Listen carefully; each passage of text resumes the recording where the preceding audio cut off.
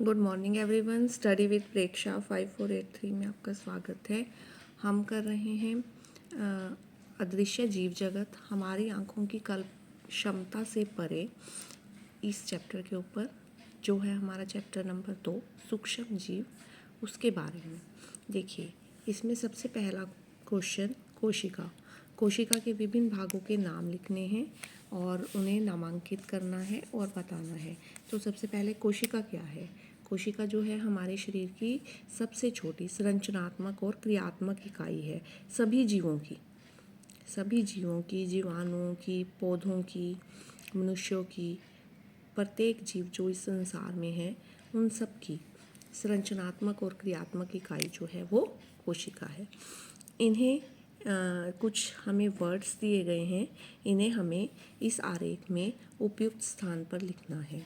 ये जो केवल जंतु कोशिका में होते हैं, ये जो केवल जीवाणु कोशिका में होते हैं, ये जो केवल पादप कोशिका में होते हैं और बीच वाले जो तीनों कोशिकाओं में पाए जाते हैं।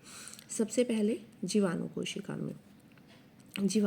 में होते हैं हमारे केंद्रकाप, ठीक है, केंद्रकाप जिसकी स्पर्श झिल्ली नहीं होती, और कोशिका भित्ति भी जीवाणु कोशिका में होती है। उसके बाद जो पौधों की कोशिकाओं में पाए जाते हैं, कोशिका भित्ति क्या काम करती है? पौधों को दृढ़ता प्रदान करती है और मजबूती प्रदान करती है, और हरित लवक जो प्रकाश संश्लेषण करते हैं, पौधों की भोजन बनाने में सहायता करते हैं, परान्हरिम। उसके बाद है जो केवल जंतु कोशिका में होते हैं, केंद्रक। सिर्फ जंतु कोशिका में होता है और स्पष्ट झिल्ली से घिरा हुआ होता है। उसके बाद जो दोनों में होते हैं, कोशिका द्रव्य दोनों में पाया जाता है, और कोशिका द्रव्य और कोशिका झिल्ली भी सभी में पाई जाती है। कोशिका झिल्ली क्या काम करती है? सभी कोशिकाओं को एक निश्चित आकार प्रदान करती है, या सभी को कोशिकाओं को घेरता है, ठीक है। और कोशिका द्रव्य, इसमें हमारे जीवन के सभी प्रक्रम होते हैं। क्वेश्चन नंबर 2, आनंदी ने 2 परख नलियाँ ली, ठीक है। आनंदी ने 2 परख नलियाँ ली, उन्हें क और ख से चिह्नित किया जैसे कि इस चित्र में दिखाया गया है। उसने प्रत्येक परख नली में 2 चम्मच चीनी का घोल डाला, चीनी घोली और डाली, और ख में उसने खमीर डाला। जो ख परख नली थी उसमें खमीर डाला। खमीर मतलब यीस्ट, जो केक वगैरह को फूलने में हमारी सहायता करता है, ठीक है। इसके पश्चात उसने प्रत्येक परख नली के मुंह पर 2 कम फूले हुए गुब्बारे लगाए, ठीक है, 2 बिना फूले गुब्बारे लगाए। उसने इस व्यवस्थापन को धूप से दूर गर्म स्थान पर रखा। धूप में नहीं रखा लेकिन गर्म स्थान पर रखा। क्या आप अनुमान लगा सकते हैं कि 3-4 घंटे बाद क्या हुआ होगा? उसने देखा कि ख से जो गुब्बारा था वो फूला हुआ था। इसका संभावित स्पष्टीकरण क्या हो सकता है? इसका ईस्ट ने परख नली ख के भीतर एक गैस उत्पन्न की जिससे गुब्बारा फूल गया, ठीक है। ये हमें लिखना है। ईस्ट एक प्रकार का सूक्ष्म जीव है, कवक है। सूक्ष्म जीव जिन्हें हम नंगी आंखों से नहीं देख सकते, एक प्रकार का सूक्ष्म जीव है जो कवक है। यह गर्म परिस्थितियों में तेजी से वृद्धि करता है। ईस्ट गर्म वातावरण में चीनी के घोल में किण्वन की प्रक्रिया द्वारा विघटित होता है और कार्बन डाइऑक्साइड गैस उत्पन्न करता है। इसी कार्बन डाइऑक्साइड गैस के कारण ये जो है गुब्बारा फूल गया। अब ख, आनंदी ने 1 परख नली ली। इसका आपको राइट आंसर लिखना है। ये ईस्ट ने परख नली ख के भीतर एक गैस उत्पन्न की जिससे गुब्बारा फूल गया। वो कौन सी गैस थी? Carbon dioxide. इसके बाद है दूसरा, आनंदी ने एक और परख नली ली जो चूने के पानी से 1/4 भरी थी। उसने परख नली ख से गुब्बारे को इस तरह निकाला कि गुब्बारे में भरी हुई गैस बाहर ना निकले।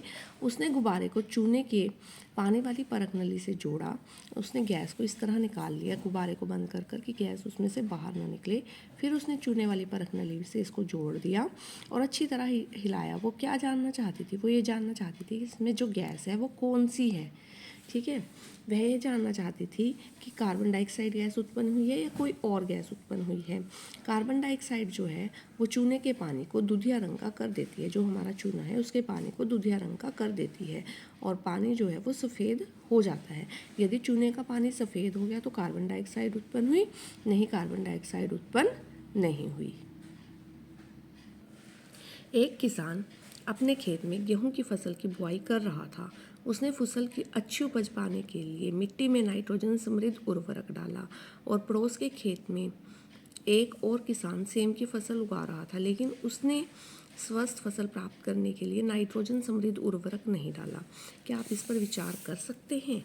हाँ, कि सेम की जो फसल है वो एक दलहनी फसल है, दालों वाली। दलहनी फसलें कौन सी होती हैं? दाल वाली। उनकी जड़ों में राइजोबियम ग्रंथिकाएँ होती हैं जिसमें राइजोबियम जीवाणु रहते हैं। उनकी जड़ों में ग्रंथिकाएँ होती हैं जिसमें राइजोबियम जीवाणु रहते हैं। ठीक है, ये जो वायुमंडलीय नाइट्रोजन को नाइट्रेट में बदलते रहते हैं, जो नाइट्रोजन को नाइट्रेट में बदलते रहते हैं, इसलिए उनको नाइट्रोजन की ज़रूरत नहीं पड़ती। इसे हम नाइट्रोजन स्थिरीकरण कहते हैं। जबकि गेहूं में ऐसा नहीं होता, इसीलिए अच्छी उपज पाने के लिए किसान को मिट्टी में नाइट्रोजन उर्वरक को डालना पड़ता है। ठीक है, इसीलिए हमें उसमें नाइट्रोजन उर्वरक डालना पड़ा, उसमें नाइट्रोजन उर्वरक नहीं डालना पड़ा। Question number 4। स्नेहिल ने अपने बगीचे में 2 गड्ढे क और ख खोदे। गड्ढे क में उसने फलों और सब्जियों के छिलके डाले और सूखे पत्तों के साथ मिला दिया, और ख में उसने उसी तरह के कचरे को सूखे पत्तों के साथ मिलाए बिना डाल दिया। अब उसने मतलब फल और सब्जियां डाली। उसने दोनों गड्ढों को मिट्टी से ढक दिया। 3 सप्ताह बाद उसने देखा वह क्या जांचने का प्रयास कर रहा था। देखिए, क में उसने फल और सब्जियों के छिलके और सूखे पत्ते डालने हैं। फल, सब्जियों के छिलके प्लस सूखे पत्ते, इसलिए सूक्ष्म जीव अधिक सक्रिय हुए क्योंकि वहाँ हवा थी, अधिक हवा थी और नमी बनी रहेगी। अधिक हवा और नमी के कारण जो प्रक्रिया है विघटन की प्रक्रिया वो तेज़ी से होगी और खाद जल्दी बन जाएगी। ख में उसने केवल छिलके डाले हैं, सूखे पत्ते नहीं डाले। वायु का संचरण कम होगा, खाद बनने में अधिक समय लगेगा। खाद दोनों में बनेगी लेकिन उसमें ज़्यादा समय लगेगा क्योंकि उसमें सूखे पत्ते नहीं हैं, उसमें सूखे पत्ते हैं, उसमें नमी भी होगी, इसीलिए जल्दी खाद बनकर तैयार हो जाएगी। Question number 5।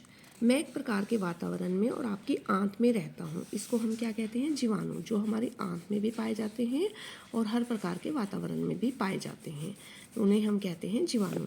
मैं पावरोटी और केक को मुलायम बनाने में और फूला हुआ बनाने में सहायता करता हूँ। ईस्ट जो है केक को मुलायम और फूला हुआ बनाने में सहायता करता है। मैं दलहनी फसलों की जड़ों में रहता हूँ और उनकी वृद्धि के लिए पोषक तत्व प्रदान करता हूँ। मैं दालों में रहता हूँ, उनकी जड़ों में, तो मेरा नाम है राइजोबियम। ठीक है, प्रत्येक प्रकार के वातावरण में पाए जाते हैं जीवाणु। पावरोटी और केक को मुलायम और फूला हुआ बनाती है ईस्ट, क्योंकि वो कार्बन डाइऑक्साइड उत्पन्न करती है। मैं दलहनी फसलों की जड़ों में रहता हूँ, मैं राइजोबियम हूँ। ठीक है, ये है आपके 5 तक के प्रश्न। अगर आपको वीडियो पसंद आए आप चैनल को सब्सक्राइब कीजिए। Please like, share and subscribe. Thank you for watching.